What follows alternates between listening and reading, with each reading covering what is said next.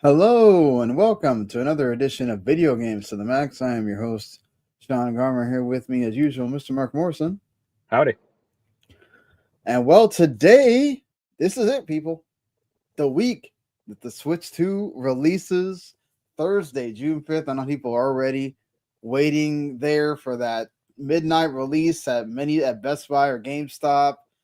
People are sitting there. I'm one of them sitting there going, is somebody, I hope to God I keep getting good news about the order shipping or going to be shipped or whatnot. So I know there's some unfortunate people that have had their orders canceled, whether it's a glitch or I've even heard apparently like with Walmart they've like triple charged people, and That's cool. that led to the cancellation because most people don't have like $1,500 just sitting in their account to wait to get charged.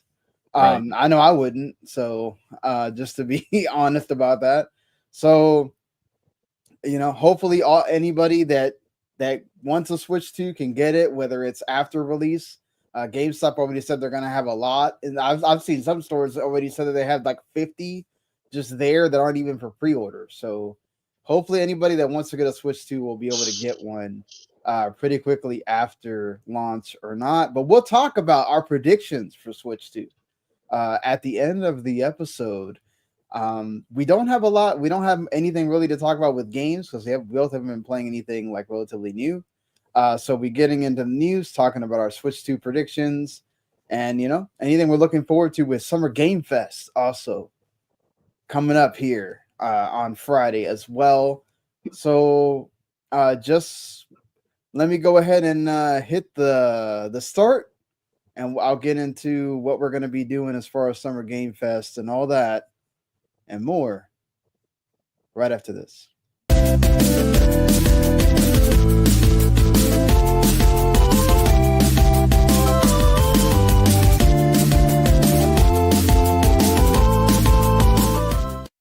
You are listening to Video Games to the Max. All right, so really quick here just to get the housekeeping out of the way.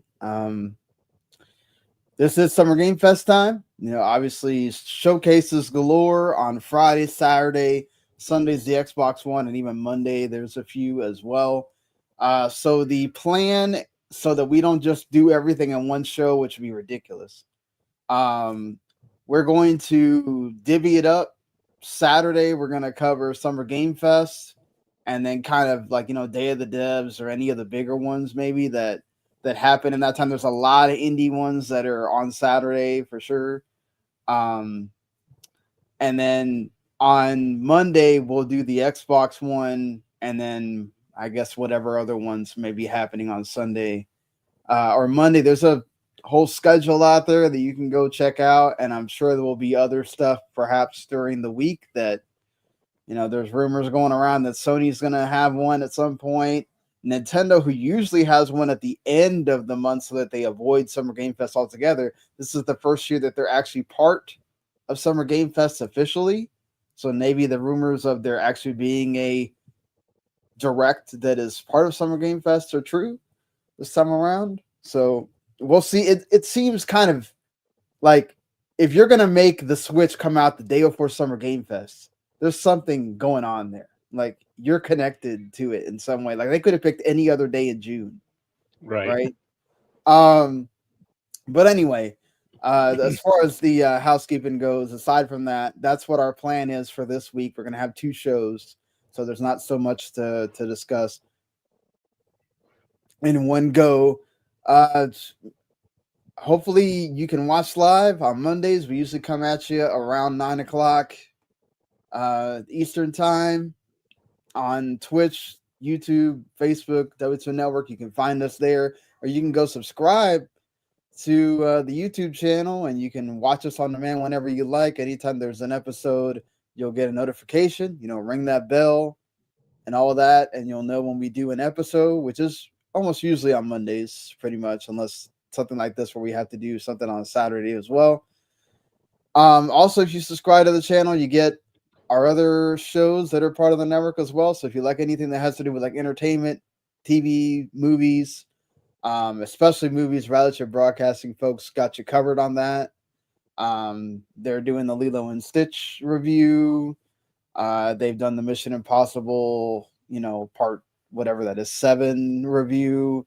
All the movies that have come out like in this summer blockbuster season so far, they've reviewed those. So if you are big into that, you can go check that out. They keep up with TV shows pretty well as well. So you can go check out if your favorite show was reviewed by them or not. And also anime. We got a great anime show, Taku Cafe, that they cover pretty much all the seasonal anime that comes out by season. So they do a great job there. So you can go check us out all on podcasts as well. So search the 3 shows, Relative Broadcasting, us, Video Games to the Max, or Taku Cafe, and find us.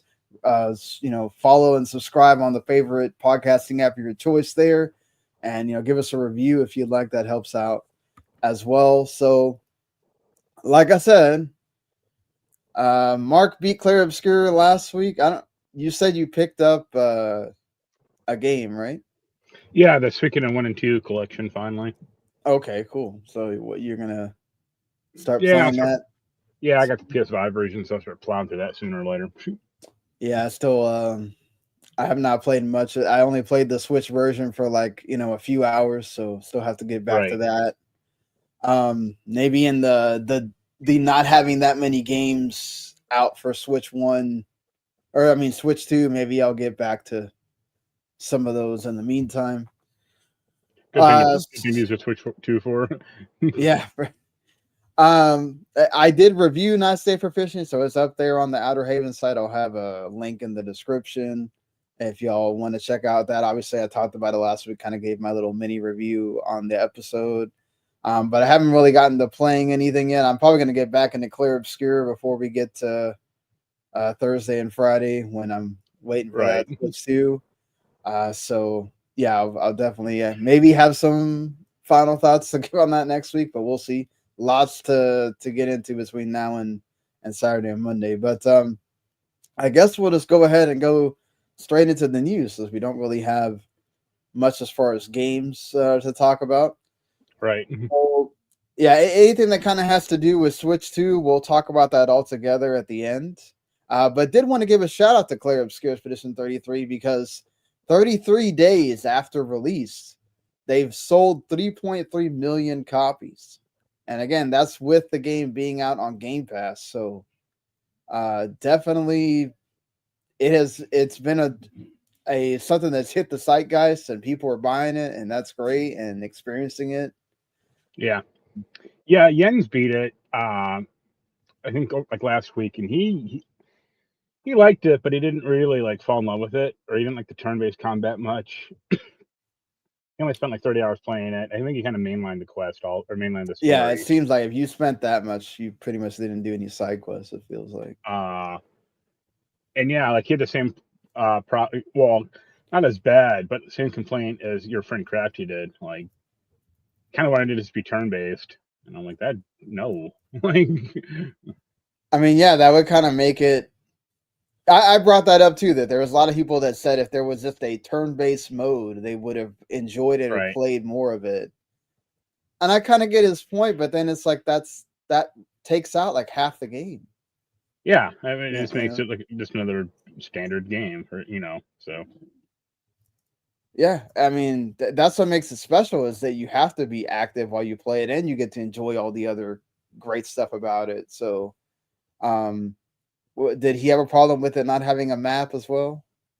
No, he actually didn't mention that much. I should ask him, because it's something you and I don't like. So yeah, that's my biggest, and I hope at some point, whether it's with DLC or something or a patch, that they can put that in at some point. But they'll charge you for it. That would be interesting. Be like, oh well, we only charge $50 for the game, so right. We got to get our get some money back somehow for you getting this feature that you've wanted. I think it's funny. I saw one of the guys who made the game say oh, if you guys knew the budget, it's extremely low. And it's I can kind of see part of that, but also if you have a good art style and you make it an economical game, or make it bigger than it actually is, then that helps.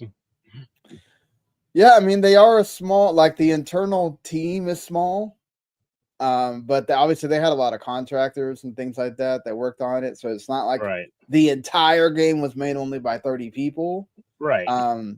But yeah, definitely they kept the cost low. That's why they could charge. They didn't have to charge $60 or $70 because they didn't have to make that much money back, which Yeah. is something for the gaming industry as a whole to look towards and say, okay, we keep ballooning the budgets, we keep having to do layoffs, so we're going to talk about some major layoffs here from another big publisher Right. pretty soon, and it's like one of the reasons is because you keep spending money on things and then not being able to recoup that money, or you're spending so much time having that team get spun up and making the game that so many years go by and nothing happens, and you're kind of like, well, we got to cut our losses now, and it's like it sucks.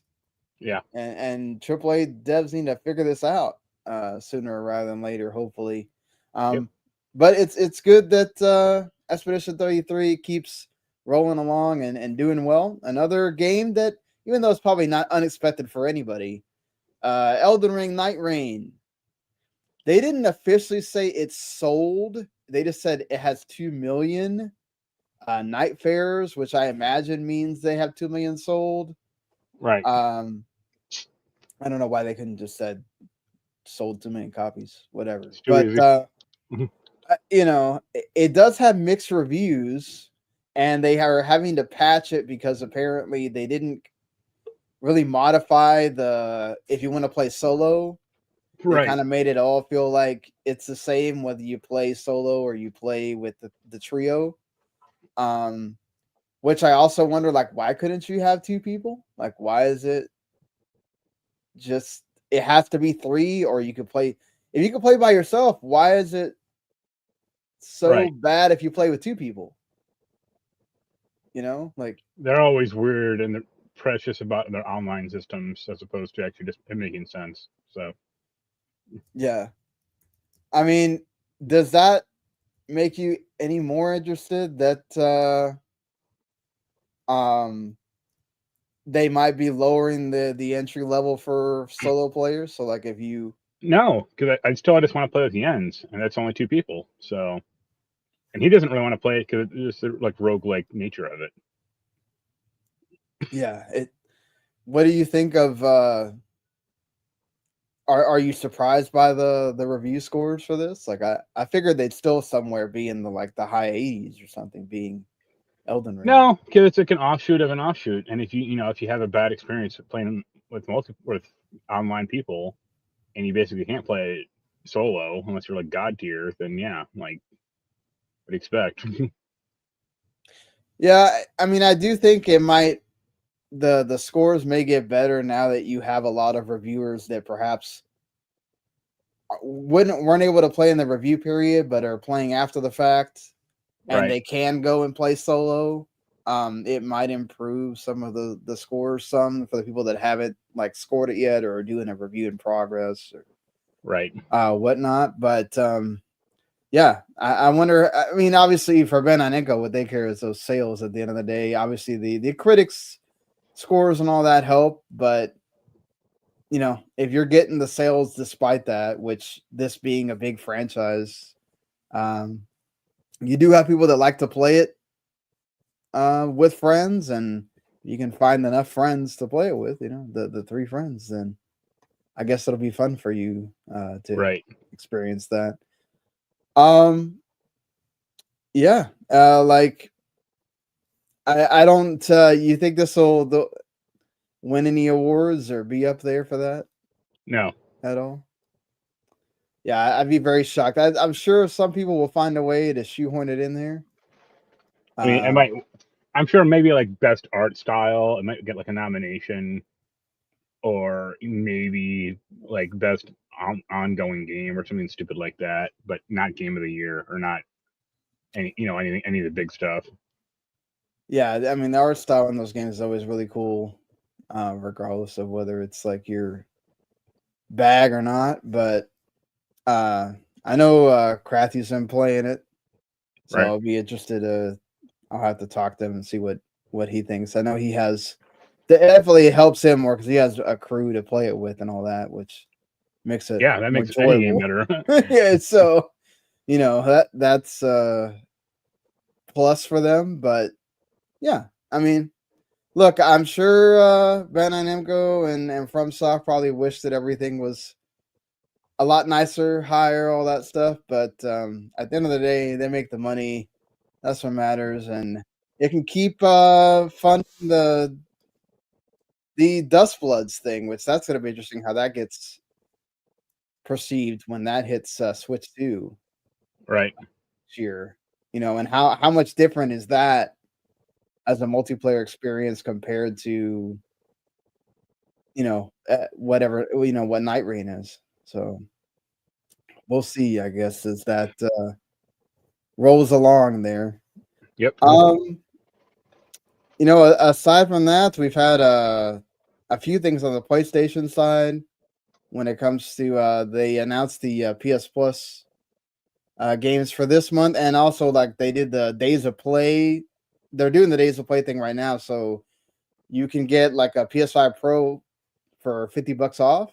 If I don't think anybody thought it was going to go on a sale that quick, and it's it's out there. You can definitely go and get it if you want. They did announce that it's interesting that both the Destiny Final Shape DLC expansion and then also like the rest of Destiny's expansions are all coming between PS Plus Extra and then the like Essentials thing. And then also NBA 2K25, which makes sense because the season's basically about to end. They're entering the NBA Finals right now. Right. Skull and Bones. Ubisoft is just dying to get anybody to keep playing. Man, it's a quadruple A game. It's the first one ever. Right. That's coming to PS Plus Extra, Grand Theft Auto 3 Definitive Edition, and Another Crab's Treasure, which that's been on Game Pass. That's a great Dark Souls like as well.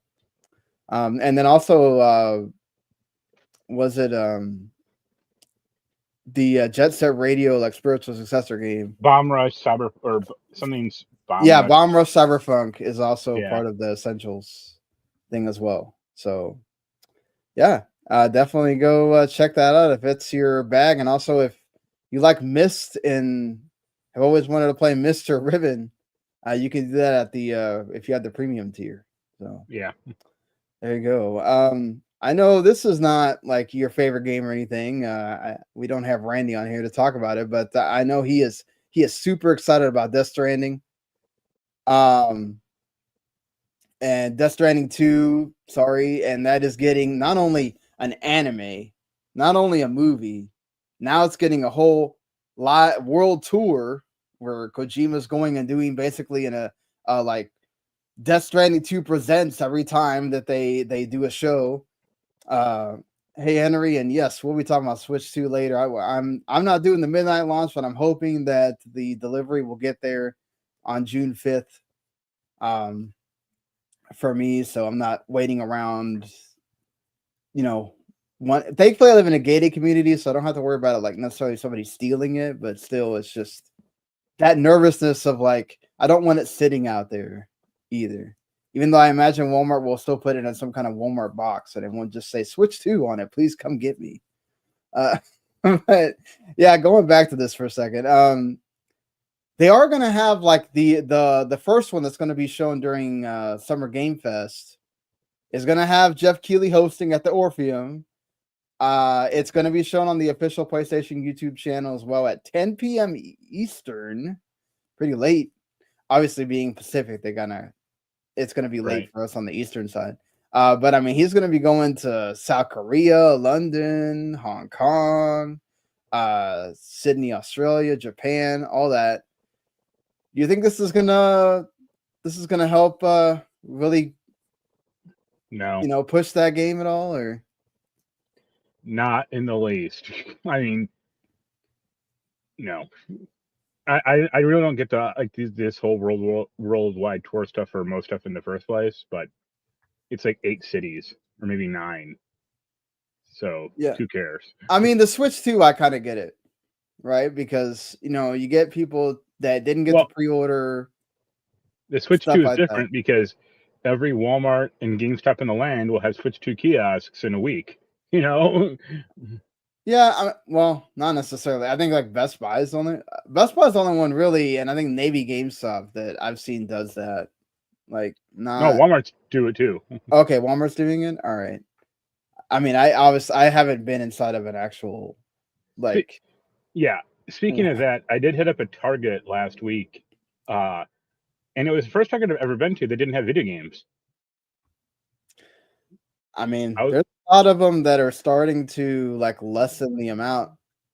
right. It's like, I mean, I know that there's been a lot of talk about there's a lot of places they're going to lessen the amount of Xbox stock that they have to put more Switch stuff. Or Right. Switch I mean, stuff. I can see the, yeah, if the Switch 2's coming out, they'll have a much bigger, Nintendo with a bigger presence for a while. But like this Target didn't have anything. And I was like looking around, what happened? Wow, like Just literally nothing at all? yeah. It had like, I figured it would have been either near TVs, like it always kind of is, Right. or like near toys or like near the geek aisle kind of. Yeah. And nothing. Like not even like one aisle. I was like, Wow. man, I was like, is this a Kmart? What happened? Yeah.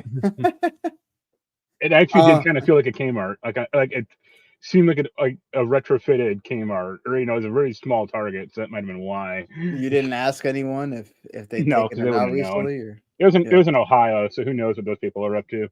yeah. But like, why not just say fuck it and make like a food line, and it's like go to McDonald's and you order the Death Stranding hamburger, and it's like 8 months old. So here you go. Yeah. Look, I think Kojima always likes doing stuff in grand style, so it doesn't Right. really surprise me per se that he's. Yeah, it's like he's hitting up like big cities. It's not like he's going like Omaha, Nebraska. It's like New York City and Rome and shit like that. It's like no shit. Well, and I mean he's obviously he's one of the greatest game makers of all time. People know him just as Kojima. They're gonna come out and see him. So him and Randy Pitchford. Yeah. Oh God. Let's not compare the two there. But all right. I mean, look, most of this is we're gonna get into the conversation here is really based around. Well, there's like a few other things. That Black Panther game. Yeah, that's what I was gonna get into. Is most of this is depressing, based around EA and their decision here to just after 4 years of development that they supposedly, according to reports, the game just never got out of pre-production for whatever reason. Right. Also, I imagine that kind of seeing some of the other what's happened with Star Wars Outlaws not doing well. Marvel Rivals is starting to kind of lose players. We're starting to see like licensed games are kind of like outside of their own what we talked about last week with Star Wars Battlefront 2, that's kind of gotten a resurgence. A lot of the licensed games are kind of starting to like peter out, or it's becoming a bigger cost issue for these companies, and EA is already in deep with Star Wars, and right. They also have the Iron Man game with Motive still going on, which you have to wonder, does that affect that game at all? Yeah. I'd say that's next in the chopping block. I mean, but like I think also it's just Iron Man's an easier sell for people, right? Like what Iron Man is. I mean, Black Panther is huge. He is, but he's still not as huge as Iron Man. And I think the fact that there's a lot of ways you can go with Black Panther. What if somebody doesn't like the story and it gets the bad negative vibes, and then what you do with Black Panther is you look at that Arkham Asylum game or a Batman game and go, hey, can you replace the model with Black Panther? And there you go. Like, yeah, definitely the combat could be modeled after that. And I would say everything, like even like the whole stealth system, or like screw it, why not? The problem, the inherent problem with an Iron Man game really is it's going to have to be open world. Mm-hmm. It's almost the same problem as Superman, except you don't have the stupid like invulnerability problem. But it has to be open world, Right. and it has to kind of be like fast because he flies around quickly, and that costs a lot of money. Yeah. So just to go through this a little bit, Red Valentine at IGN is the one that kind of wrote the support. She mentions that this is part of. I mean, EA's already been laying off people at other studios, so this is not just Cliffhanger Games. Right. But they're going to be laying off other people at their mobile studios and central teams, along with the closure of Cliffhanger Games. They've already laid off 100 people at Apex Legends, which is ironic because they mentioned that they now have 4 pillars that they're focusing on as far as franchises outside of the EA Sports. So The Sims, Skate, Apex Legends, and between I guess Star Wars with the strategy game and the Jedi game that's going on, and whatever ends up happening with Iron Man. And I mean, also, like, do y'all really think Skate's gonna do amazing numbers? Like, I mean, it's a free to play game that is untested. I mean, people have wanted a Skate game, but I think like their whole social aspect of it is incredibly ill conceived. Like most of what they've tried to do with Need for Speed. And we talked about the Sims. They're not making a Sims 5. They're going to coast on that. Right. Same thing with Apex. Like, they're going to keep coasting.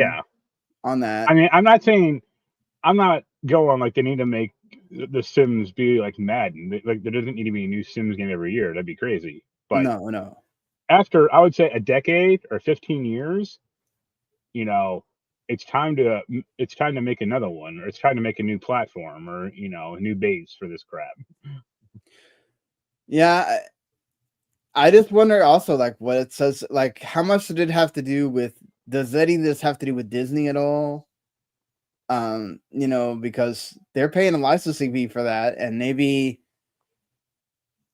they don't see this panning out by the time the Black Panther game comes out. Maybe there's even a worse space for this kind of game. I mean, I could I could see it because a lot of Disney's or Marvel's rolls of the dice haven't hit correctly. Look at Guardians or Avengers, but I think like if they didn't made a dedicated like a single player actual good Black Panther game, that's kind of it's on like in the mold of Shadow of Mordor. Just during like Wakanda. That's what this was supposed to be, because this was a lot of the Monolith team that had come over, and that's what's kind of sad about this. Is like they were trying to do their own version of the Nemesis system. Yeah. And it would have been cool to see somebody else try to do this aside from, Monolith themselves with that Wonder Woman game that also got canceled. Right. And then, Suicide Squad was terrible and all that stuff. So it just kind of sucks to see that it didn't come out. It was supposed to be based off of, the player would have been T'Challa's son because T'Challa gets kidnapped, and what happens with that by the Skrulls. So like there was an interesting story there. There was an interesting gameplay system that seemed to be there, but perhaps it's like one of those where EA is like looking at the finances, looking at where they can cut costs, and they go, "Man, we can't wait another 4 years for this to get going." That's the thing is it didn't seem like the project itself had like a good lead, or a good herald. Like if you're talking 4 years in just on pre-production, right? It's like, is that game going to come out for the PS6? Or like that's a ways off it to begin with. But come on, sure. I don't know. It sucks for these people that are losing their jobs that don't get to be put into other parts of EA. Right. I hate to see that. It's a thing within the industry keeps happening. I really think like more than that. I mean, it's on par with Activision. Say we will about Ubisoft, but at least they occasionally make like weird shit. Not all of it's successful. In fact, very little of it is. But Right. EA and Activision are like so locked into just like their one or two core franchises that they can't see like the forest or the trees. Like they need to diversify, not just put all their eggs in one or two baskets and hope for the best. Yeah, I mean, but the thing is, like, they're trying to get away from the licensing stuff, Right. which that's part of this, right? I mean, they kind of had to make another Jedi, and they were already well into development on that, strategy game that they announced recently. So from Respawn, and they're really counting on Respawn here. That's almost all of that is one studio. Right. A lot of it is on them.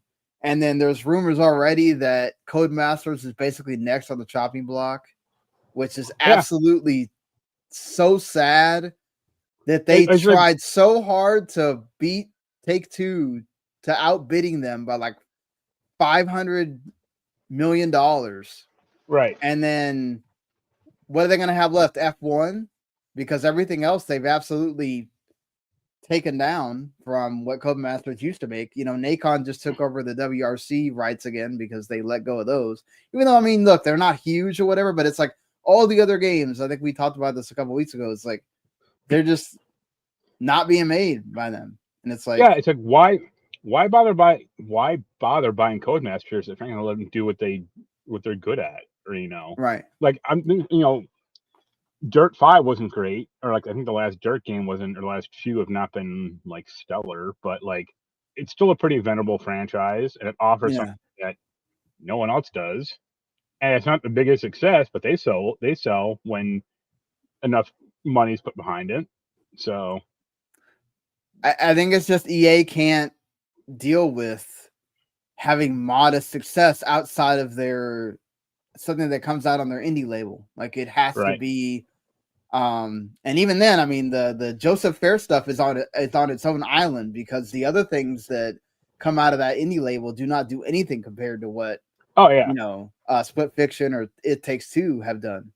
Right. So I mean, Lost in Random came out. I think no one really talked about it. I mean, I forgot what I don't know what that is. So what's that Monster Hunter like game that came out, and it's just like absolutely gone.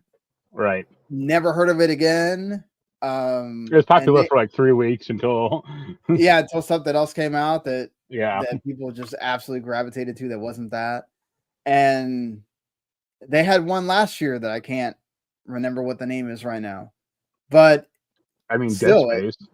Well, that's Dead Space is Motive, so it's right. like it just it all of it is just like it's EA doing a lot of what Activision. At least EA has other games, Right. unlike Activision, where it's like all Call of Duty, right? Well, they had the Tales of Zero Zao, which did, No, they got Tony Hawk 3 and 4 coming out in like a few months. Yeah, that should hopefully be right. But okay, Tony Hawk, and then Call of Duty, and then what else are they doing? Right, you got what Blizzard's doing over there, and Barnstorming. They're finally gonna bring that back.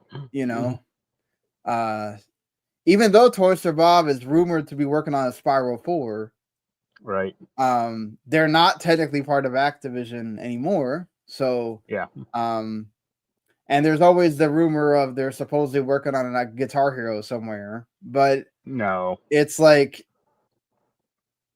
it kind of sucks because it's like everybody has to do known franchises, unfortunately, and it's like if those don't hit, then you got a problem. And EA is just one that that's what they stick to, right? And even more so now, they're just gonna close shop, and that's what we're doing.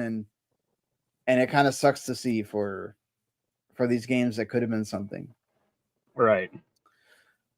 Speaking of layoffs, more layoffs this time on an indie capacity is Playtonic, the people that make Yooka-Layle, Yooka-Replay.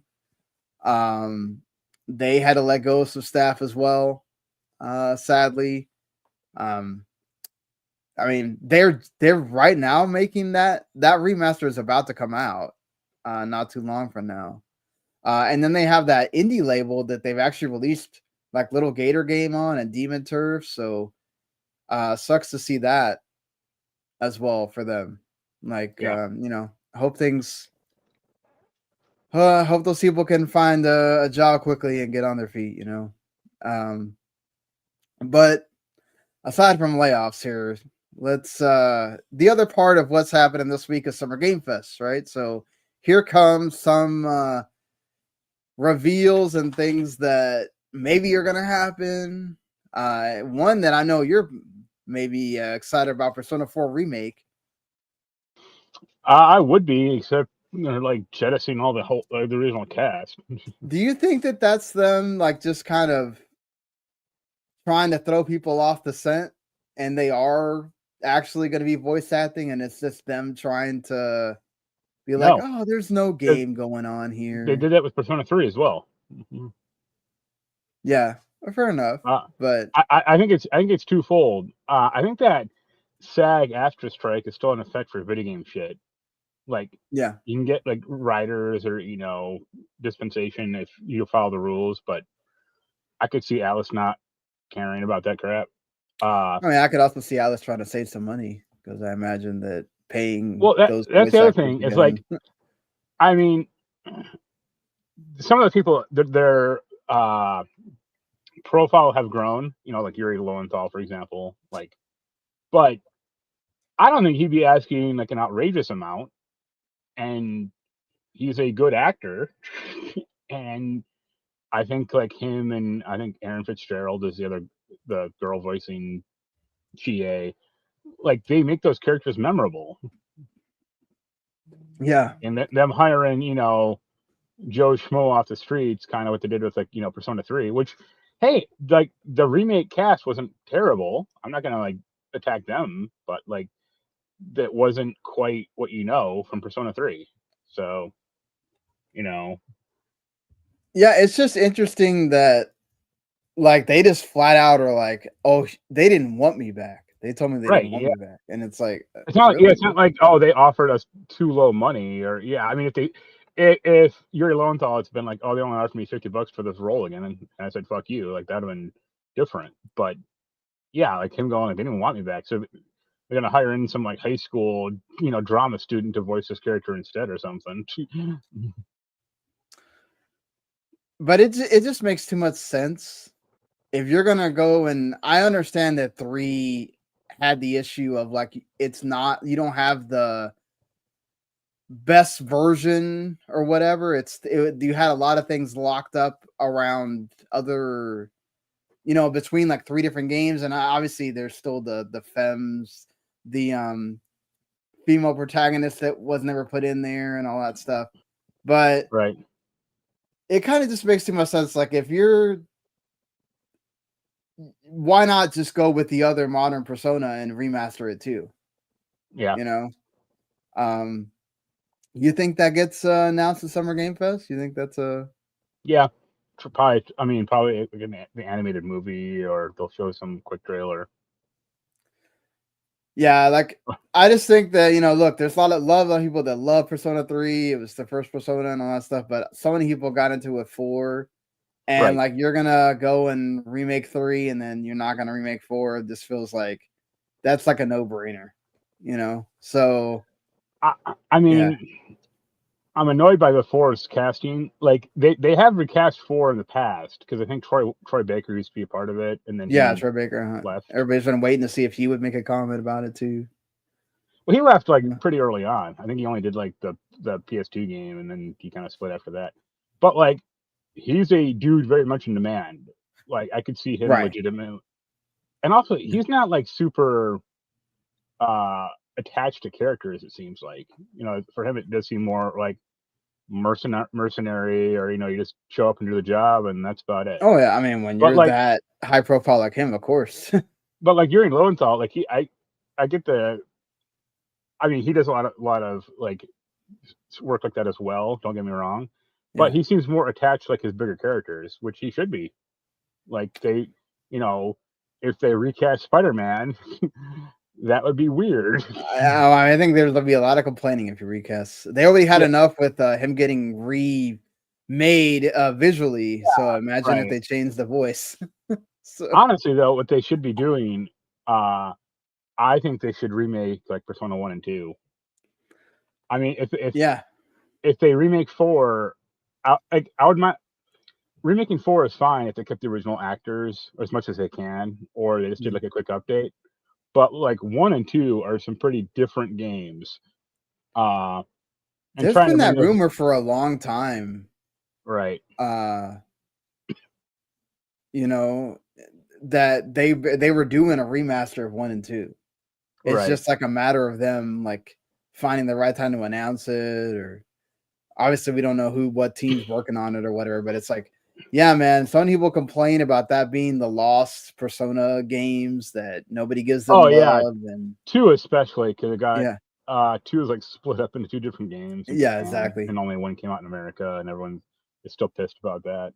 It's like, yo, uh, translation work back then cost a lot more money. Right, exactly, yeah. And a lot of words, Right. that you're having to translate there.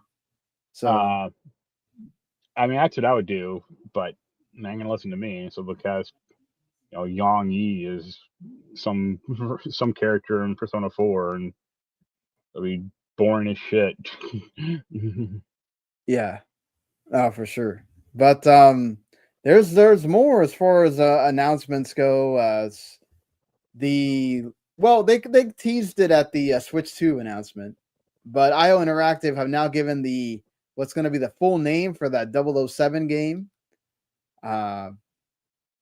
And they are basically letting you know that that's going to be a review at Summer Game Fest. Pretty much is it's going to be called First Light, 007 First Light, and we'll get more on the game during Summer Game Fest. So that's cool. I've been wanting to see this for a while now. So You get neon powers like an Infamous.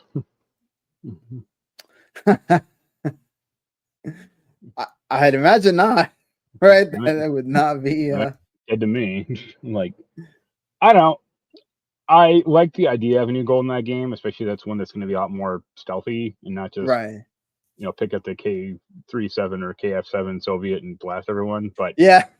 Right. I I really bounced off hard of all those Hitman games, so we'll see if I actually like it or not. I'd imagine they have to walk that line a little bit more on this one, because Well, you make it too stealthy, I think you're going to knock people out of it. That yeah, I also imagine. Well, it'll be not going to have as much goofy shit. Not going to have like the rubber ducky bomb or anything like that.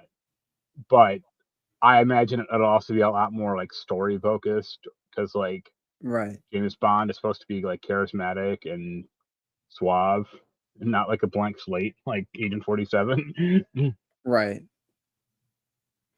Yeah, we'll see how that goes. I hope it's fun, and just don't be super stealthy to the point where it's like, I don't know if I'm gonna play that. Right.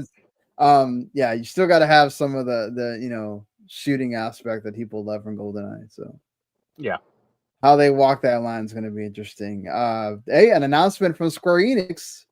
2 games that were supposed to come out at the beginning of this year, originally, and now Dragon Quest 1 and 2 HD 2D are coming out October 30th. So basically, you might as well just have said fall 2025 Square. Right. So by then, who knows what's out? Am I going to really care about it that much? I'll probably still support, if I don't wind up reviewing it for some reason. It is going to be a game key card on Switch 2, though. So, you guys that are complaining about those game key cards, keep complaining away, I guess. It is also going to come out on a regular Switch as well, if you want to just play it there. And they have a special collector's edition you can go buy if you want to, if you're that much of a Dragon Quest fan. Yeah. So let's get into a few Switch 2 things here before we get into the actual like prediction stuff. Pokemon Presents, along with Pokemon ZA, get release dates. So Pokemon ZA, now, or ZA, I don't know what they're officially calling it. Releases October 16th. Of course, that is Switch 1 and Switch 2. And you can do the whole Switch 2 upgrade and all that junk. You can start pre-ordering the game on June 5th when the Switch 2 releases. And they're also going to do a Pokemon Presents on July 22nd.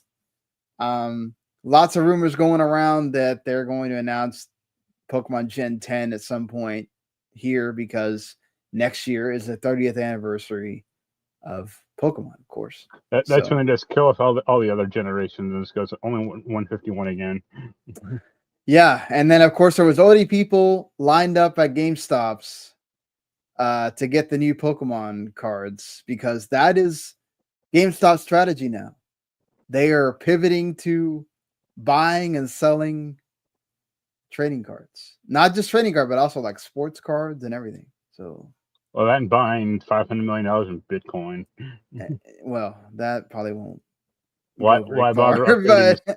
Why bother upgrading the stores? You know. You know what? I will give GameStop credit for at least realizing when they have something, and like, dude, if it's only like 6 more months that you get to live, at least they're like pivoting quickly and not just, oh, we're just going to keep doing the same thing over. Give them credit for that, even though it is obviously the corporation that's just trying to get the corporation more money as much as possible. You just said the problem, and you didn't even realize it. It's the fact they keep pivoting and keep changing a very simple idea that they're failing.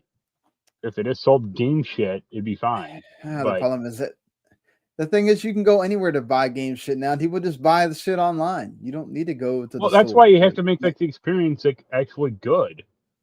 If they had like good customer service or a nice store, like, that would help, or that would get people in the store, not.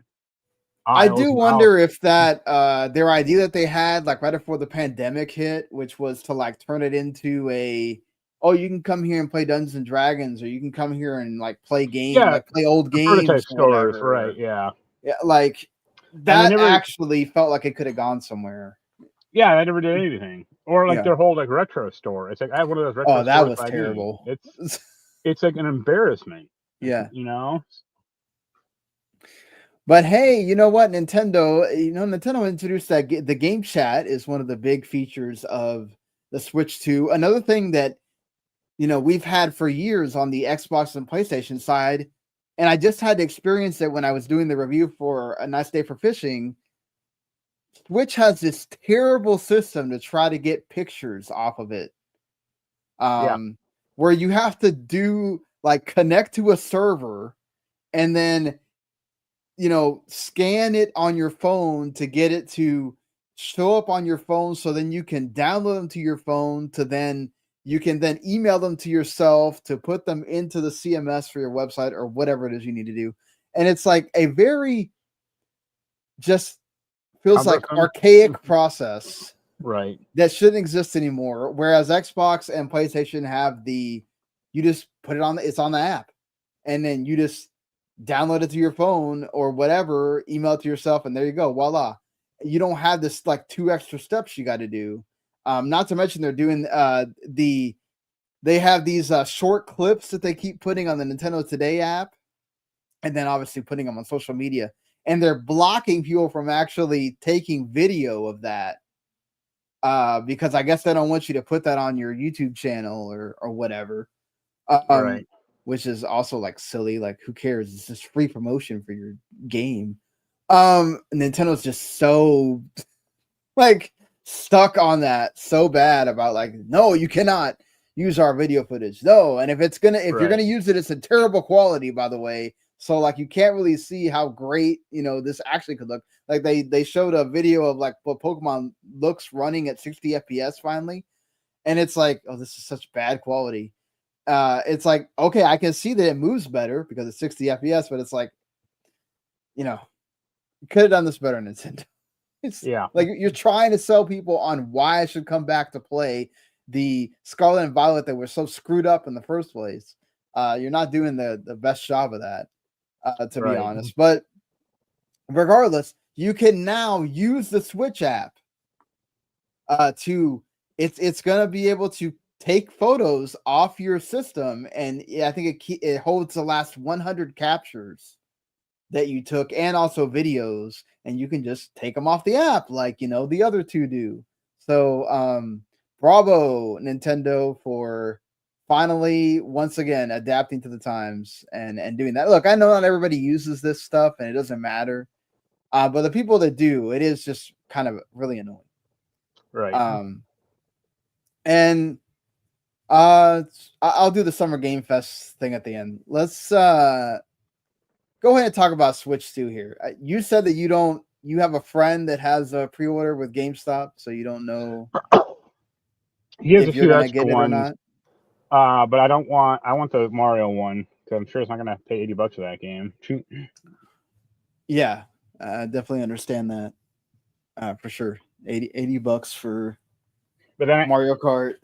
I got to figure out how to pay him because I'll probably go through like a firm or something. And Right. how do I get cash to him, or I don't know if he uses PayPal or what. That'll be more interesting to see.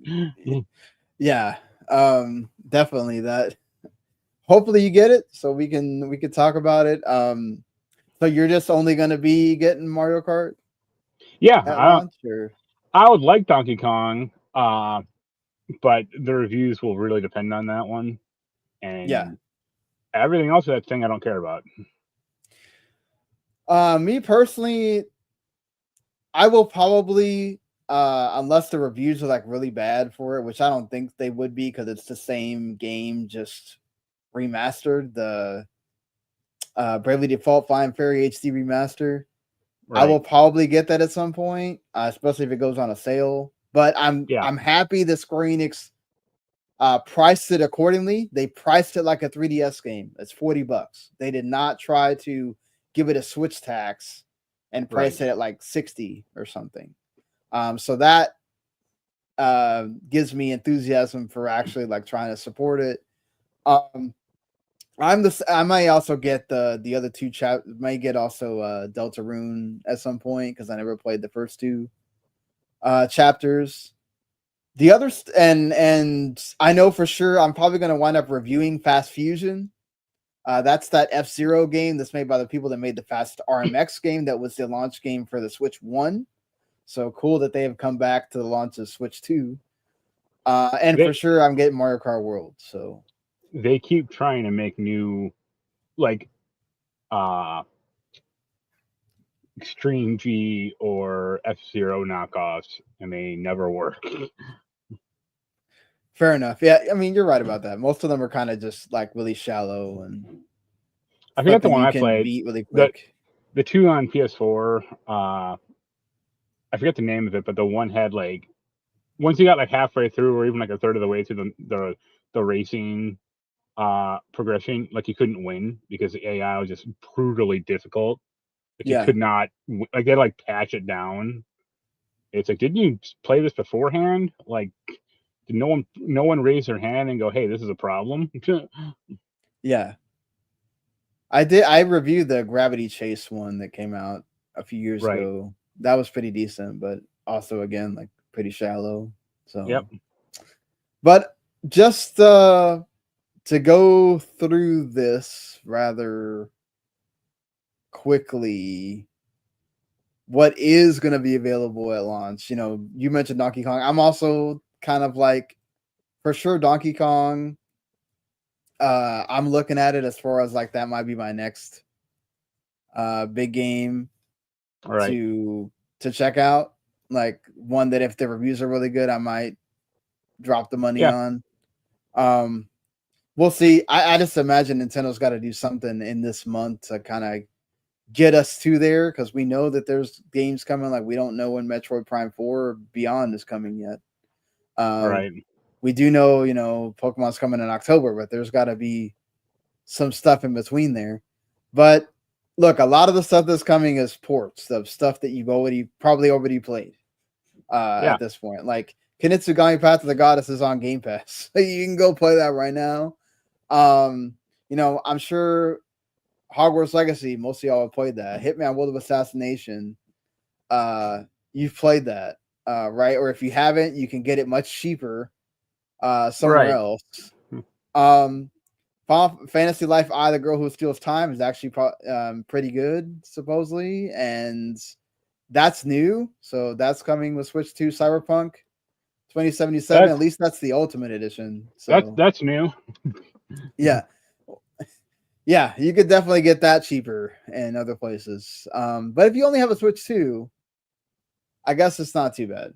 Right. But yeah, like the launch lineup is definitely not anything to write home about. And I do get people's kind of lack of enthusiasm for that. Like I can see where people are going, I'm not running to buy this thing day one because outside of Mario Kart, there's not a whole lot there. And I know what's gonna it's called antipathy. Like yeah.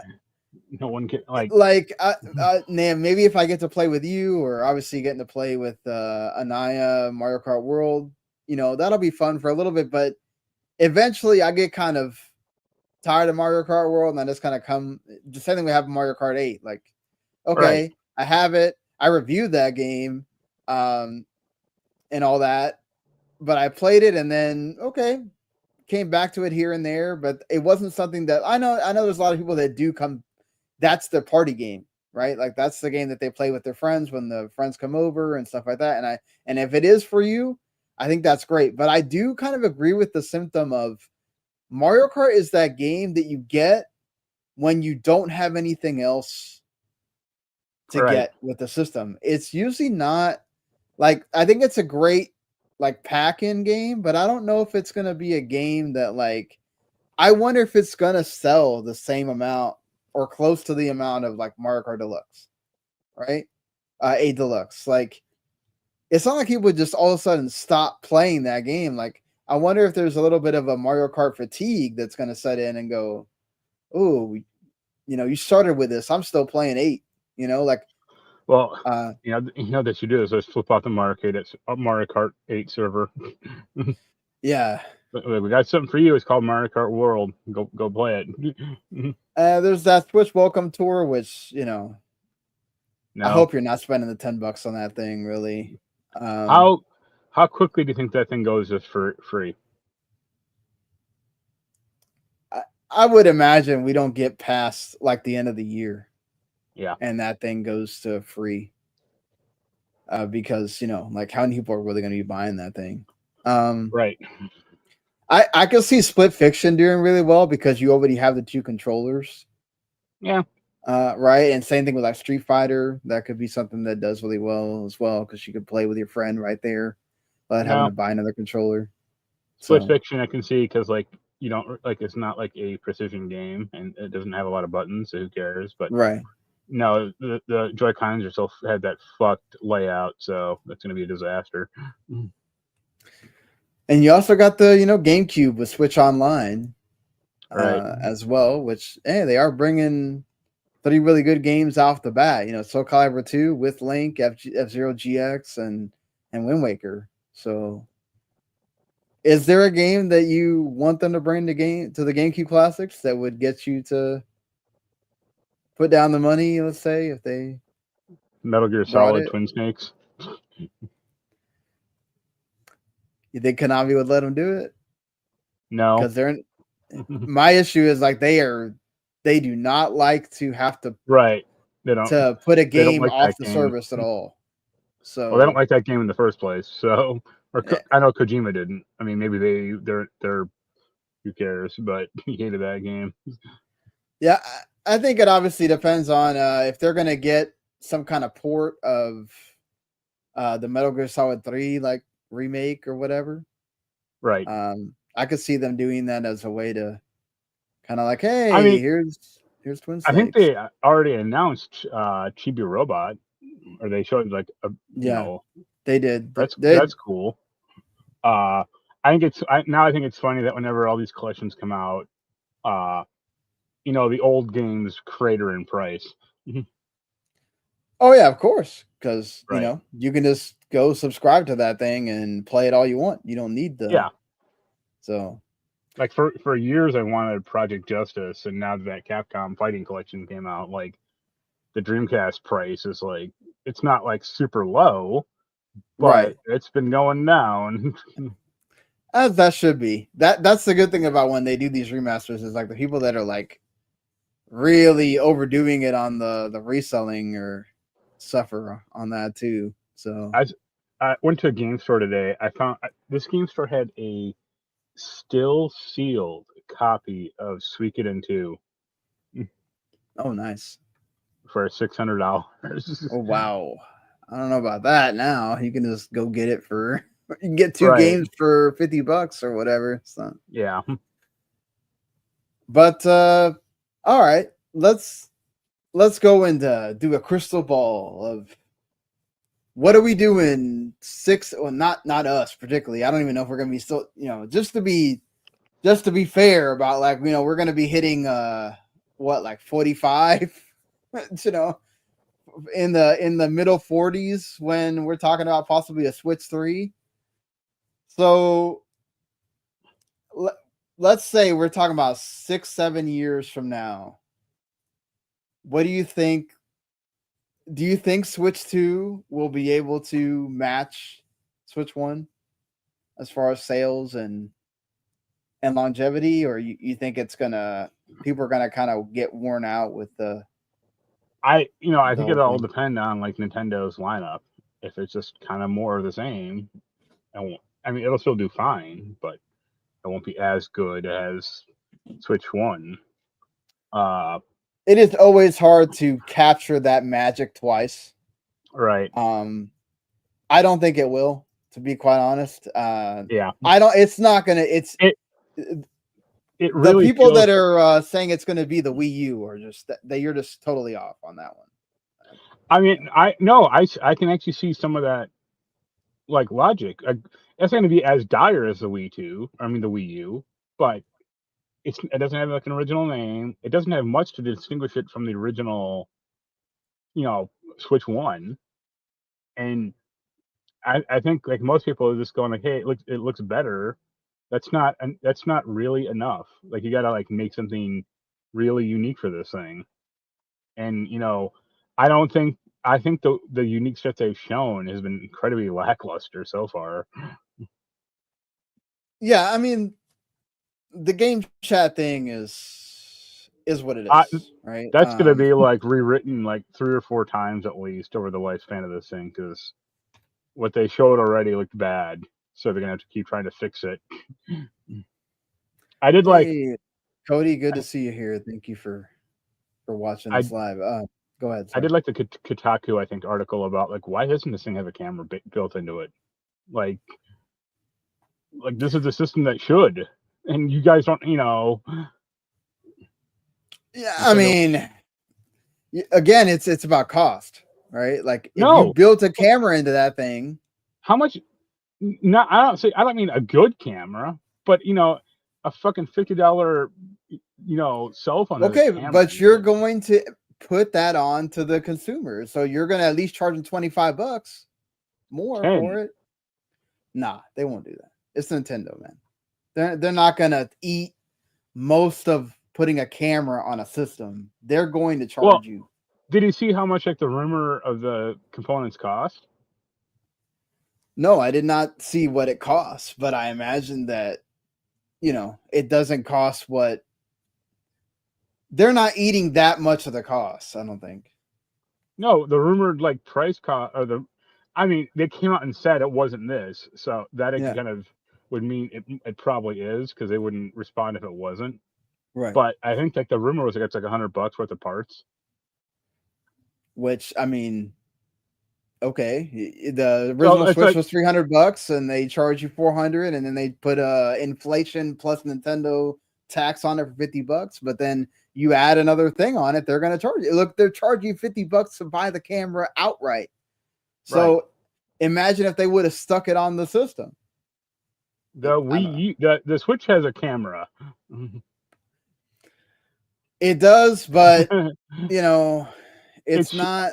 I'm not saying it has to be good. It ain't gonna be some 4K camera, but come on, like it's literally like they're trying to make this chat or this social bullshit matter, and how are you gonna carry the camera around with you if you go out? like their vaunted No. rooftop party. They're not You're gonna do Street Pass again with you're Switch. gonna bust out the Piranha camera and put it on the table and be like, I'm cool going Definitely there. not. That thing is terrible. You're gonna get you're not gonna have any memories with that thing. You're not gonna be able to see what's going on with that Piranha plant Right. camera. But no, okay. I'm gonna say what we're at, like what 150 plus million right now. I don't think it gets anywhere near that because you also had the pandemic to factor in. Right. And you're right. Pre-orders are doing great right now. I think it obviously depends, like you said. It's all about what does Nintendo do after launch, right? The great thing about the first year of the Switch was it was banger game, and you had something every month that somebody could really look forward to, whether it was your bag or not. They had a big release, right? So that helped. Can they, push that forward? Will that whether it's June, July, August direct, will that help kind of push the rest of it, or is it really going to be whenever it is that they announce Metroid Prime 4 is going to release, and then Donkey Kong and Pokemon, and that's it, and then they kind of move on to next year? We'll have to see. I definitely think I'm going to put it at 100 million. Yeah. I definitely think the pandemic made parents buy multiple Switches because they didn't want to have to be sharing between their kids. That was the only thing you could do. Think about it. You're stuck in the house. So everybody's playing a Switch. You don't want to have to be tugging between your two kids or yourself playing a game. There was multiple Switches bought because of the pandemic. Right. Same thing. Animal Crossing is a huge franchise. It's a huge game, but let's not kid ourselves. Animal Crossing New Horizons would not have sold, or New Leaf, or whatever. I'm sorry, whatever the Animal Crossing game was, would not have sold that much money, or that much without it being. So I do think that there's a little bit of that's going to go down because it's a familiar thing, like you said. People know what this is now. Right. And you're starting off with a very familiar thing in Mario Kart. People kind of see it and they're going to go, okay, so why do I need to go from Switch 2 right now? See, I actually look at Mario Kart as far more experimental, or far more, higher reaching than a lot of this other crap. They're inevitably going to announce. Well, I mean, to be fair, Pokemon ZA is kind of a little bit more, it's a little bit different than, the regular Pokemon game. So they're kind of putting more of that Arceus into it than what you would get from a Scarlet and Violet. So they're pushing it a little bit there. Now Metroid Prime 4, we'll have to see. Hopefully that's, an amazing Metroid. The interesting thing is, to me, is going to be what do you do with Zelda? Because I think they've said that they're not going to do Breath of the Wild 3, right, or whatever. So can you capture that magic again? They're going to put it back in a train. Spirit Tracks 2, let's go. No, I for Zelda, I see them a whole new system, or a whole new, world, or a whole new idea for Hyrule. I do hope it's different. I could see them using that system, but maybe putting it a different part of Hyrule. Not necessarily that whole thing again. They're not going to reuse the same map for a third time. Yeah, please don't. But saying that, what do you think is going to be? Okay, they're pushing Donkey Kong, right? We have the whole thing with the, they have that Super Mario World thing at Universal Studios now, where obviously they can continue to put different franchises in there. They had the movies now. Right. What do you think is going to be? You can kind of make a case that when you look back at the 8 years of Switch, when you talk about the outstanding high-level game, it is still one of those two Zeldas for a lot of people, right? With Mario Odyssey probably being right around there or whatever. Do you think Mario is able to take that crown back in Switch 2, or do you think there's another franchise that could step up, and that's the game that we're talking about when we're talking about the end of the Switch 2? It'll be ARMS too. ARMS. If they even have that come out. Or no, they're testing ARMS 1 for some ungodly reason. So well, that's the that's the team that's doing Dragon Drive. So right. I mean, which we'll see. That's another thing of like, will the mouse controls actually be something that people continue to use throughout the system's lifespan? Like, I wonder. I see that. I'm never going to use it. I see you using that like once or twice just to try it, and then you go on. I'll definitely try with Metro Prime 4. I'll tell you that much. I want to see how good it is. But it'll be quickly forgotten. I think it's definitely going to have more life to it because there's so many games that they can have come out with it that can use it, right? Yeah. It's not like 3D was for the 3DS or the Labo stuff for Switch 1. That's the real thing. It'll be Labo too. And they redesign all that crap. But for me, like, I really do think that Mario had a lot of hits. I really want to see what they're going to do with this Mario because they knocked that out of the park with Odyssey, really. And it's like, how do they top that? And if they can somehow top that, and then they had Wonder come out, which was amazing for the 2D Mario games after the new Super Mario Brothers kind of felt like old hat after a while. Right. I definitely think that Mario is going to be the game we're talking about, like the franchise we're talking about as the pillar of Switch 2 when we get to the end of it. I only would see that if they can actually make multiple Mario games, like traditional or the not traditional 3D Mario games.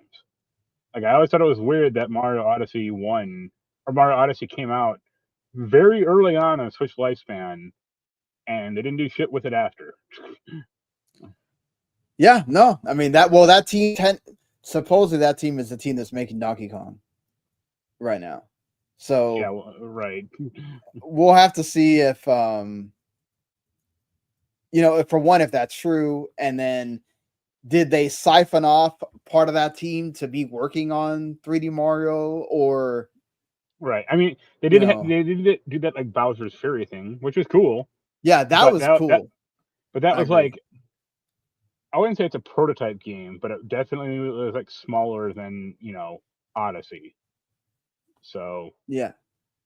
I mean, like the Wii got Galaxy 1 and 2, and I know Galaxy 2 started off as like an expansion or whatever, but it's like, why didn't Odyssey have that? Or why wasn't it Odyssey 2 or something similar to that? I mean, to be fair, they only usually do like in the last. Well, I mean, we got the 2 Mario Galaxies, and Wii U never really had a chance to. It had 3D World.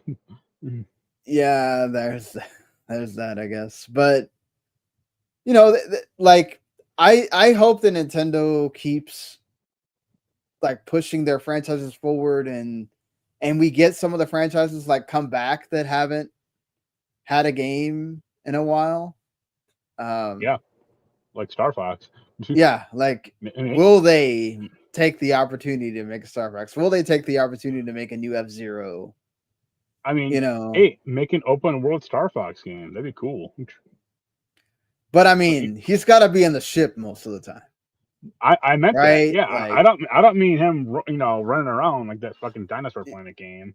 I meant, like, give it to the No Man's Sky team, and make a Star Fox game. Yeah, I do hope with like the infusion of the younger talent that they seem to be going towards now, like there's more ideas with that, and just give us something new with those franchises that we didn't think about. Like, give the excuses they keep giving of like, okay, well, we have to have a reason to make an F-Zero. We have to have a reason to make a Star Fox, right? Because they haven't You know, sold that well. the reason is fans will like it. Yeah. I mean, you could get a surprise like with Metroid Dread, right? Where they didn't expect that game to do what it did.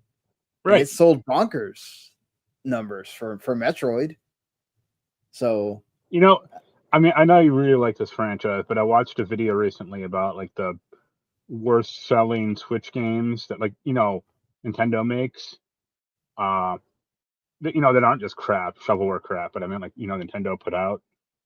And the guy basically said that he's surprised Xenoblade has got to 4 games because of how little that franchise sells. well, 3 sold really well for what it was, and 2 sold really well actually. 2 is still the highest selling of all of them. Yeah. Obviously helped that 2 came out in the launch year of the Switch. Right. But I mean, to be fair, 2 of them are remasters, or remaster remakes. So that's really why they only have the 4, is because 2 sold well enough to allow them to do 1 because it makes sense. Why would you not do the first one when they're all tied together in a story? And then that allowed 3 to happen because you wanted to have the continuation of 2, even though they're not really continuous, right? It's just all kind of like high level connections. And then obviously Xenoblade Chronicles S, because everybody kept asking for it. Everybody kept being like, okay, if you're gonna do Wii U ports, where's Chronicles X at? Right. And that one apparently has not sold that great because they haven't talked about it hitting 1 million yet. Hopefully with Switch 2, maybe it will hit that number. I would hope, but I really want to see if there is going to be a Xenoblade 4 or what they're going to do with that. Supposedly Microsoft's doing a new game entirely that has nothing to do with Xenoblade. So let's see with that also. And they were really the secret weapon of the Switch. Honestly, Microsoft helped with the 2 Zelda games. So, like that's something that I want to see, like what any of these development studios, like we kind of saw some neat things towards the end of the Switch. Like nobody would have thought we had a Princess Peach game ever, and then we got one, so like I want to keep seeing things like that, use characters that we haven't seen in a while get used. Like I like the fact that Sakurai's coming back to do Kirby Air Riders, even though maybe that's not an amazing selling game or whatever, but it's different. Sure. At least. Do you have a franchise that you want to see them make a game for sure? Like I said, Star Fox. Yeah. I think a new Punch Out would be cool. The Wii U one was all right. I think maybe fixing Bayonetta would be all right, for at least for yens. Yeah. Yeah, I don't. Those are probably the big 3. What do you think they do with Smash? I would say that needs there's 1 or 2 ways to do it. The one is the easier one, kind of, but it's the bad way. The easier way is just to put out Smash Brothers Ultimate 2, or like even more characters. Yeah, that's the bad way, because that roster is incredibly bloated and nonsensical. The better way, I would say, completely redesign the game, make it a more, I wouldn't say serious, but I guess a deeper fighting game. Scale back the roster, have like just 20 characters, 25, maybe 25 characters, and just do it that way. I would agree with that. Like, we don't need to go back to like Nintendo 64 days of just only having, that's a few. I actually like that one the most. Really? I mean, it's not the most deep. Like, I know everyone likes Melee. It's like seems to be everyone's favorite, but yeah, I like the simplicity of original Smash Brothers, and I thought it was the best, like, well balanced. There's something to be said for that. Yeah, like it didn't need to be like crazy. Like, But part of the anticipation really is those extra characters, right? Like, how insane was it that you finally got Sora after all these years of asking? but like, okay, I don't mind some guest characters, like, Right. Cloud is fun, but like, do we really need 12 Fire Emblem dudes running around? No, but that was really because Sakurai has this thing with like sword Right. characters, so he has this obsession with having, and it's almost like it was like him kind of like trolling people. It felt like it sometimes, but like they're like, no, not another sword character, and here we go, here's another one, Right. just to throw it to you. So, yeah, for like, if I was gonna remake Smash, or like, if I was in charge, I would say the next game, no guest characters, period. Just have it be Nintendo crap and like mainline Nintendo characters. I just don't think they could get away with that. I think you could to start out, but I that's part of what makes Smash continue to be a success. Is like it's the only one that can really do the crossover like that. It's just you don't know who the heck's going to wind up being in the game. I do hope that if they that in Fortnite now, yeah. I don't know. I wonder if like I would imagine at some point we're gonna get to where like Sakurai passes the baton off to somebody else because I can't imagine he's gonna spend like most of this generation again doing that, working on that game. He'll go back to making Kid Icarus.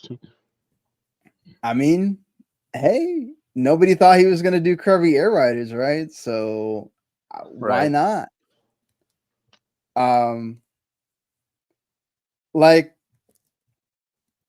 do you think that when you look back at how long will it take? Do you think Switch 2 will have a better chance of being more relevant?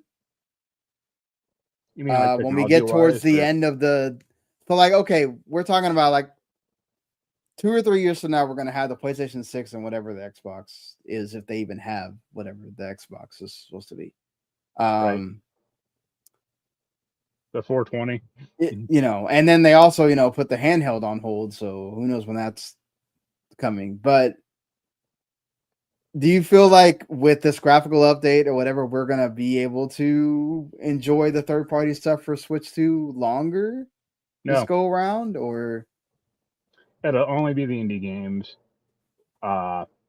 because they're already trying to get rid of PS4 games and Xbox One games don't look great, and they try to do that cross-gen or bundles. It's like, no, thank you. So yeah, they'll get. I mean, the fact it's not announced, but I can't imagine a Final Fantasy VII Rebirth looking great on the Switch too. I mean, yeah, they did technically. Yeah, they already technically announced that it is going to come on Switch 2. Right. Just please no cloud versions this time with anything. Just don't. That did not work. It's embarrassing, quite frankly, that some of the greatest games of all time, Kingdom Hearts, those Resident Evil remakes, all that stuff are only there on cloud version. I hope that's something they fix with the Switch 2, just for people that only have Switch. Here's the thing: I could the Resident Evil remakes. I could see it as like that was a solution because the Switch one wasn't powerful enough.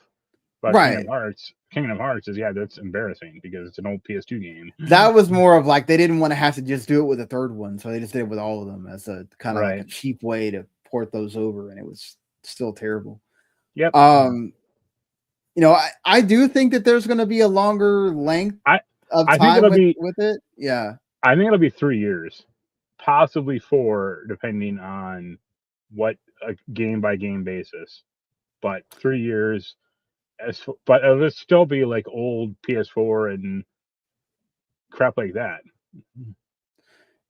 I do wonder how, are they going to be able to tap in more into the DLSS tech or whatever to make it look more passable to where we could say like 5 or 6 years from now still be getting day and date third parties for the most part. I mean, Microsoft did make that deal. There's supposed to be 10 years of Call of Duty on Nintendo. So how are you going to make that work somewhere?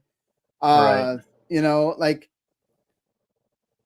I do think that at some point, like, do you think what about a Pro? Do you think Nintendo does a Nintendo Switch 2 Pro? Yeah, but they call it the 2.5. I could see that No, works. Yeah. I don't think it'll be no, because they didn't even do the Switch 1 Pro.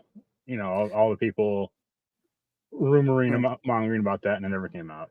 I think what they're going to do is 2 years from now, Switch 2 OLED, or Switch 2 with like better battery life, because the Switch 2 has terrible battery life from what I've heard. I don't know or if they like can really improve that, because that comes with the better graphics and all that stuff with the games. Like, more you know, efficient chip. You know, yeah. they can always improve. You know, that's not. They'll find a way. Right. But it's not going to be. It'll be small updates, not a dramatic one. You know. Do we get a Nintendo Switch 2 Lite?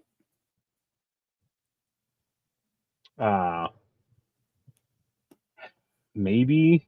I don't know. I think the Switch Lite was kind of always dumb. It's so, yeah, that's one that I think definitely was helped by the pandemic, because you can give that to the Yeah, if you give it to a kid, give right. it to your kid. Here, go destroy that. You don't put it on the TV. It's Right. basically is a tablet essentially, and you know, so I do think that they will, because they always like to have different SKUs. Maybe Right. not at launch, but they do, and they're definitely going to do the OLED for sure. You Yep. know that they're waiting to get people to do that. I'm going to say 2 years for the Lite, and then maybe 3.5 for the OLED. Because Yeah. I don't think that the Switch 2 is going to I think it really just depends, honestly, on what's going on when we're talking about PlayStation 6, and especially if Xbox doesn't end up doing a console. Like, if it's just Sony and Nintendo, I think Right. then the Switch 2 is around for a long time, you know, whatever. It does have the ability to last as long as the Switch 1 did. If we're talking about it's all three of them, and let's say that we really aren't getting that much more, like the diminishing returns is really starting to kind of see with the consoles, where we're not really seeing that even more of a uptick in power that much. I think that's going to determine more than anything how long the Switch 2 sticks around before Nintendo has to either make a Switch 3 or make a Pro or do something to kind of like lengthen that up longer for the people that want that. This is a time for Intellivision to put out the Amico. Oh yeah, that's Tommy Talarco's waiting to finally do that thing. Yep. Where do you? So Nintendo is saying that they're. Do you think that we'll get a price? Is this going to continue the trend of not having a price drop? Did we get a price drop ever for the Switch 2? Yeah, in 4 years. Or 3. I definitely think we'll have a sale for sure. I estimate around February 2028. That's maybe fair January. Enough. Yeah. I think for sure if we get a Switch 2 Pro, we're gonna get it. We'll finally get that discount. I think if not, because they'll be able to charge $50 more for the OLED, then, you know. What do you think about during the length of the? Do game prices go up again? No. Yeah, I think 80 is really pushing. Even 80's pushing it. So I could see them really actually going up to like 85. I could see them doing the accessory thing of just saying, $5 more ain't gonna hurt nobody, and it definitely helps us with the game development. I do think that over the span of the Switch 2, we are gonna see a return of like getting the franchises have more games in that lifetime, because Nintendo already does this. They don't spend that much on their games. But I think we're going to see that happen just in general over the lifespan of this next generation of games are going to get smaller because they just cannot keep this pace of ballooning more. Right. Or we're just going to get to the point where we just only have a small number of studios at these big publishers, and that's what's going to happen outside of Nintendo. So, I where is your like looking at what the Switch 2, what we know of it for this year, like where is your kind of like hype level? Do you think that there's going to be a Switch 2 game that is fighting for game of the year at the end of the year? No, because no launch game ever does that. Well, I'm talking about launch window games as well, right? Like Donkey Kong, and none of those games you think are going to be. No. I mean, not unless they can really push out a Mario game like super quickly.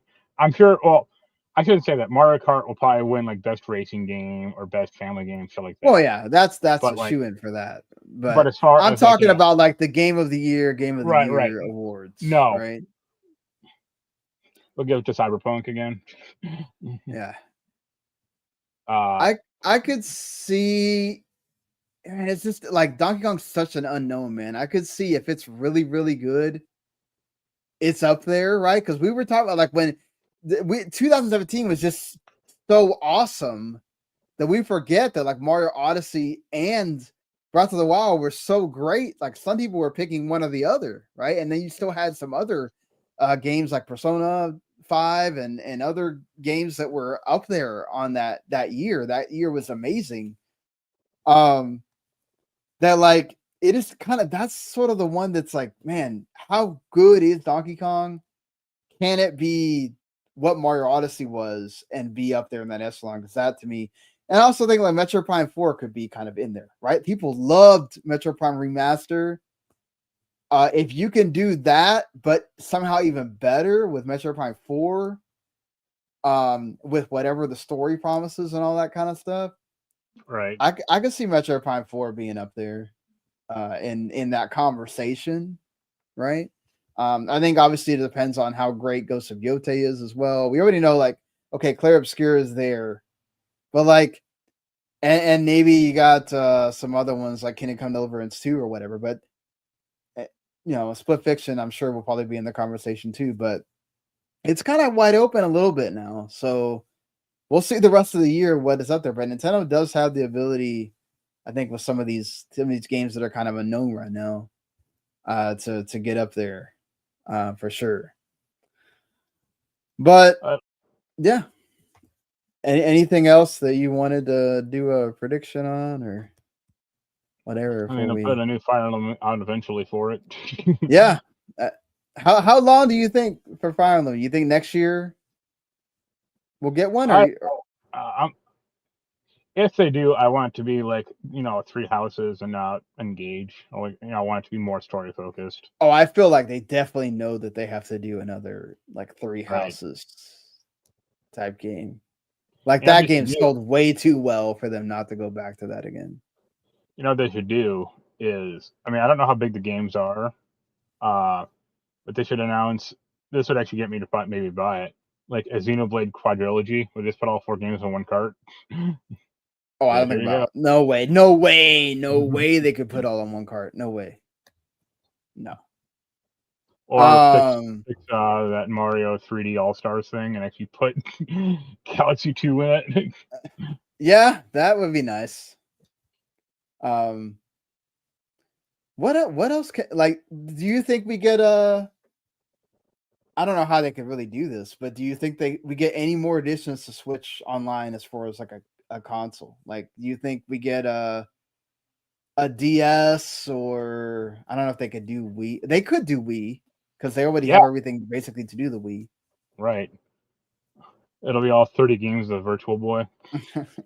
Only now it was actual color. I'd be really surprised if we don't get the Wii, just because they've already did Nintendo Switch Sports. They tried to do a bunch of things with where you use the motion control with the thing. Right. My problem with that would be like, is it even 1-to-1 fidelity with the Wii, the Switch controllers, or no? They better, right? They have better sensors, so it could be even better than those games were. But like the Wii worked because you were basically always facing the TV.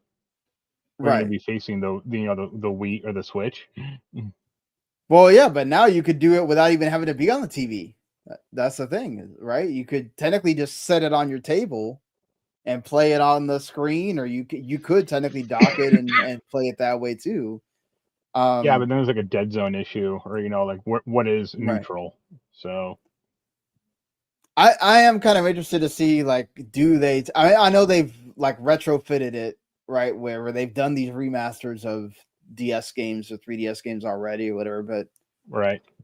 could they possibly do a Switch Online of those at all, or would it just be like going to the Wii? And then that's pretty much it, right? Like they don't have anything else that they can really put on there as far as like, okay, we're just going to introduce all these games because they already ported everything from the Wii U. So It'll be essentially, all the old Game and Watch LCD games. yeah, there's that. I had something else that I just can't think of off the top of my head now, but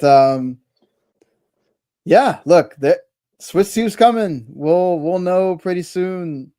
Obviously, I do agree with some of the hype being kind of a little bit down just because we don't have people like reviewing it. So now it's kind of like okay, it's anticipation for it to come. Then it's gonna be like, okay, you get it, you play Mario Kart, like getting to do all that, enjoying it thing. I want to see if there is any kind of frame rate improvement automatically, or is that all tied to it always has to be a Switch 2 edition or some kind of free update or whatever? Is there any kind of that stuff with the system? Yeah, I went to a Best Buy today to pick up that Suikoden collection, and they had like a bunch of like weird Mario Day shit like Yeah, out for that too. promotion, and it's like, yo, that was 3 months ago, dogs. Like, Yeah, why don't you have any Switch 2 crap out? yeah. I'm surprised. I'm gonna. How much do you think there's going to be confusion with the boxes kind of looking the same? A lot. And Yeah. Same with the Wii and the Wii U. Like, at least that looked different, kind of. I don't think that's good. I don't think it's going to be that level. I think it's going to be more of a people going, well, this looks very similar. Right. Why? Like somebody's going to have to explain to them, like, why this is better. Why? Obviously, when you get up to the register and it costs the cost difference is going to be a number one big thing, right? And there is a number two on the box. So, like, you just tell somebody, I want the Switch 2. Well, this one has the number 2 on it. So, people are much more used to like iterative things. You know, we're at iPhone 16 Pro at this point, Right. and Galaxy 25. Like people kind of get it, but I get it for like the look. My mom, I tell her to go to a game. Thank God I don't have to do that anymore. But you know, if I would have told my grandpa back then, Right. like, yo, get me the Switch 2, he probably would have no idea. I'd have to write it down for him, and then he goes and gives it to the person at the register. It is going to be interesting. Like if during the holiday season, you get how many people end up getting Switch 1s that you know they actually wanted the Switch 2 or Right. whatever. But there is a whole another. Oh, also, do you think we're getting that direct during Summer Game Fest, like during this week, or you think it's not happening? Next week. You think so? Okay. Once the console's actually out. Yeah. I can see that. I just think that like there's outside of obviously you want to be able to announce that your game's coming to Switch 2. I just don't see the point of like, why would you have the system come out the day before Summer Game Fest if you're not going to do something at Summer Game Fest itself? So like, I just think that it's like tailor made for you to have that direct that makes it feel like it's an E3 kind of moment where it's like, hey, here's our time to shine. The system came out. Here's what's coming out now, you know, or coming out soon or Right. whatever, you know, for it. But there are other showcases happening during this week. Summer Game Fest is, of course, on Friday.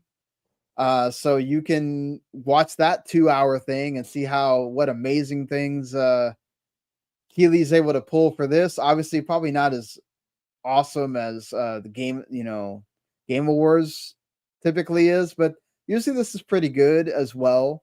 Right before that, you got the accessibility showcase, and then you got Day of the Devs right after, which that one's usually really good for indies.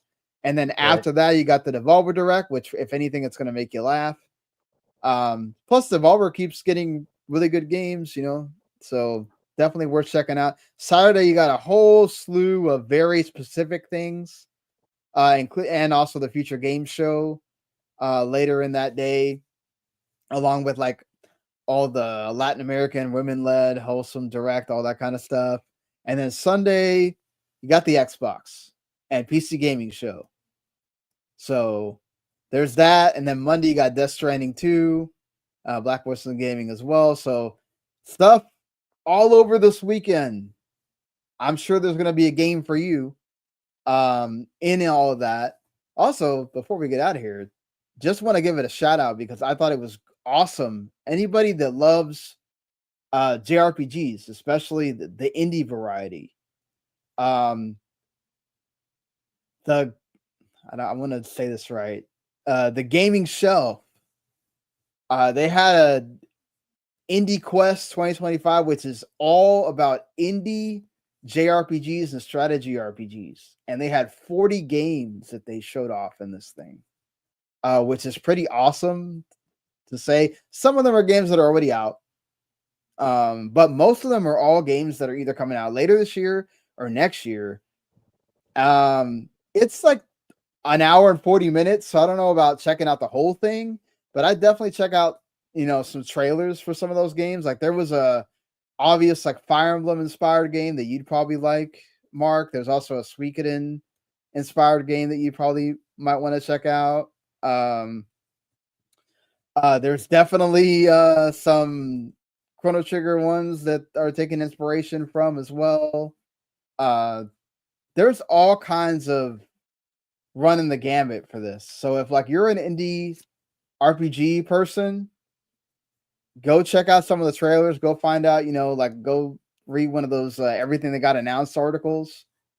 But I want to shout out like this one called Dome RPG that doesn't come out till next year, that has like all kinds of different art styles, and they literally go, it feels like, into so many different types of RPGs in the one game, and it looks awesome.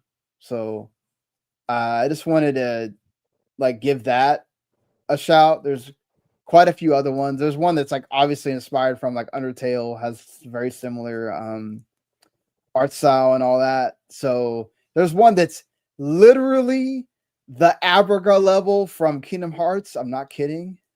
That I was just kind of like, okay, I don't know where if we're bordering on inspiration there. But look, credit to all those devs. I wishlisted a ton of games off of that thing. So like I said, I'll put a link in the description to that as well. Definitely should go give that a whirl if you're an indie RPG fan at all. So yeah, outside of that, I think that's gonna be for. Oh, go ahead. We didn't talk about it last week, but that Street Fighter movie casting. Okay, what? I have not seen that still. What? So they announced 4 actors or 4 people they're considering for the Street Fighter movie.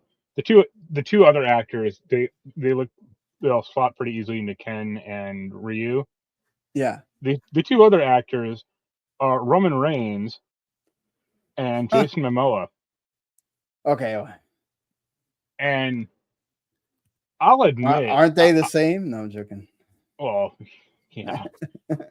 I'll admit I'm not super up on a Street Fighter maybe nowadays, but yeah, who do those dudes play? Well, Jason Momoa could play anybody because he's Jason Momoa, and you cast him in a movie, people will go see it. So, but what Street Fighter character does he play? The only like idea I saw, and someone said this, was like they could see Roman Reigns playing like Blanca. Yeah, I can see that because he has some of that characteristic when he wrestles this character already. So it'd be something. He can do the beast roll and shock people in the ring. Yeah, and I could see the plus I could see Navy Momoa doing like Balrog or something, do the boxing thing. Instead, he'll have the ponytail instead the of Mike Tyson ripoff character. yeah. I mean, the only thing I yeah. can see like Momoa playing is be like T-Hawk, who gives a fuck too. about T-Hawk like that. It just depends on kind of like how deep they're gonna go. Are they gonna go just like the regular, ones you'd expect, like Guile and Blanca and right? Ryuken, Chun-Li, obviously. It's Street Fighter is really funny because and Mortal Kombat doesn't really do this as much, but Street Fighter, the main character is supposed to be Ryu. Like when he's the first character, like when you hit go, like he's like the main character. And the movies and TV shows don't like that at all. They always slot in Guile or Chun-Li. Or even like Bison. Sometimes it feels like he's almost like another, because he's the main villain, so he gets a lot of screen time as well. Right. You're not gonna be able to beat Raul Julia's. Right. But all right. Look, I don't need to go over the Switch lineup with you. I basically did that already. That's most of what's coming out this week. So if you're not getting a Switch 2,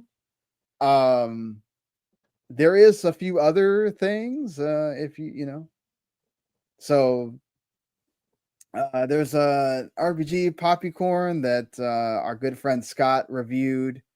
That's on PS5, PS4, and PC. That's out like right now.